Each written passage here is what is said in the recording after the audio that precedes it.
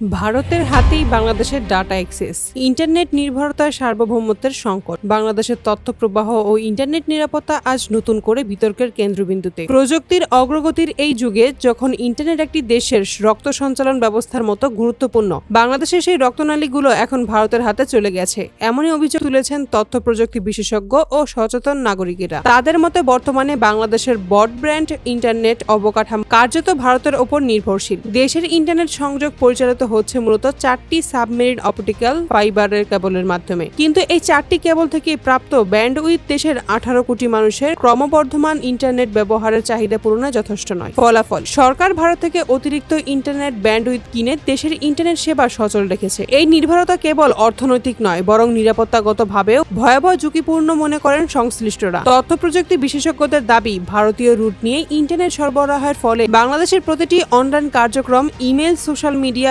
Banking transaction, এমনকি সরকারি ও সামরিক যোগাযোগ পর্যন্ত ভারতের সার্ভার বা নজরদারি ব্যবস্থার আওতায় পড়ছে। তাদের মতো যখন ইন্টারনেটের মূল রুট অন্য দেশের মাধ্যমে পরিচালিত হয়, তখন সেই দেশ চাইলে আমাদের প্রতিটি ডাটা প্যাকেজ পর্যবেক্ষণ করতে পারে। এতে করে নাগরিকদের গোপনীয়তা, রাষ্ট্রীয় তথ্য, এমনকি জাতীয় নিরাপত্তাও ঝুঁকির মুখে পড়ে। বিভিন্ন সূত্র দাবি করেছে, ভারতীয় কোম্পানিগুলোর মধ্যে বাংলাদেশের ইন্টারনেট ট্রাফিক এখন নিয়মিতভাবে রাউট হয় কলকাতা, দিল্লি এবং মুম্বাইয়ের সার্ভার দিয়ে। ফলে বাংলাদেশের অভ্যন্তরীণ যোগাযোগের একটি বড় অংশ দেশ ছেড়ে ভারতীয় ডাটা সেন্টারের মাধ্যমে ফিরে আসে। বিশেষজ্ঞদের ভাষায় এটা ঠিক যেন আপনি আপনার ঘরের টেলিফোনের লাইনটা পাশের দেশের অ্যাক্সেস দিয়ে চালাচ্ছেন। এখানে কে শুনছে, কে রেকর্ড করছে, আপনি কিছুই জানেন না। তথ্য প্রযুক্তি বিশ্লেষকরা বলেছেন, বাংলাদেশ গত এক দশকে ভারত থেকে ইন্টারনেট ব্যান্ডউইথ কিনতে যে পরিমাণ ডলার ব্যয় করেছে, সেই অর্থ দিয়ে অত্যন্ত 8টি নতুন সাবমেরিন কেবল স্থাপন করা সম্ভব হতো। কিন্তু পর্যাপ্ত বিনিয়োগ ও রাজনৈতিক সদিচ্ছার অভাবে দেশীয় সক্ষমতা গড়ে ওঠেনি, বরং প্রতিবেশী ভারতের ওপর নির্ভরতা দিন দিন আরো বেড়ে যাচ্ছে।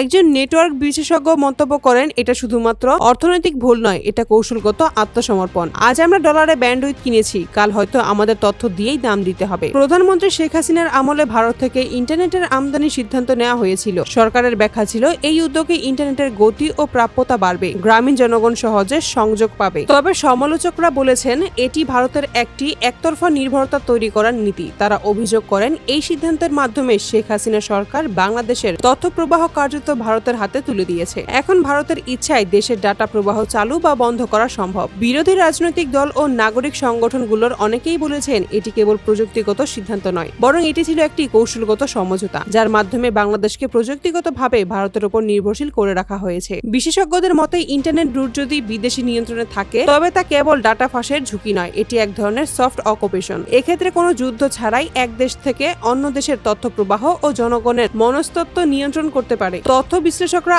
আশঙ্কা করেছেন, ভারতীয় ইন্টারনেট রুটের মাধ্যমে বাংলাদেশের অভ্যন্তরীণ রাজনৈতিক পরিস্থিতি, সামাজিক অস্থিরতা, এমনকি ব্যক্তিগত কেলেঙ্কারি সম্পর্কিত তথ্য সংগ্রহ করে সেগুলো রাজনৈতিকভাবে ব্যবহার করা হতে পারে। একজন সাইবার নিরাপত্তা বিশেষজ্ঞ বলেন, আজ যদি ভারতের হাতে আপনার ইন্টারনেট রুট থাকে, তাহলে কাল তারা চাইলেই আপনার ব্যাংকিং ডাটা থেকে শুরু করে সরকারি ইমেল পর্যন্ত আটকাতে পারবে। সেটা প্রকাশ করবে কি করবে না, সেটা তাদের ইচ্ছা। ব্ল্যাকমেইলের ঝুঁকি তৈরি করা হয়, যেমন ব্যক্তিগত বার্তা, ছবি বা ইমেল ফাঁস করে রাজনৈতিক বা কৌশলগত চাপ তৈরি করা সম্ভব হয়। বাংলাদেশ একসময় নিজস্ব সাবমেরিন কেবলের মাধ্যমে ইন্টারনেটে প্রায় স্বনির্ভর ছিল, কিন্তু বর্তমানে দেশের অভ্যন্তরীণ ট্রাফিকের বড় অংশই বিদেশের রুটে নির্ভরশীল। এতে দেশের ডিজিটাল সার্বভৌমত্ব বা ইন্টারনেট স্বাধীনতা কার্যত প্রশ্নবিদ্ধ হয়ে পড়েছে। বিশেষজ্ঞদের মতে, ইন্টারনেট শুধু প্রযুক্তি নয়, এটি এখন রাষ্ট্রীয় অস্ত্রের সমান গুরুত্বপূর্ণ। যেই দেশ নিজের তথ্য প্রবাহ নিয়ন্ত্রণ হারায়, সেই দেশ আর স্বাধীন থাকে না। তারা বলেছেন, এখন সময় এসেছে নতুন করে পরিকল্পনা করার। বাংলাদেশকে সম্পূর্ণ স্বাধীন সাবমেরিন রুট ও ডাটা সেন্টার স্থাপন করতে হবে। দেশের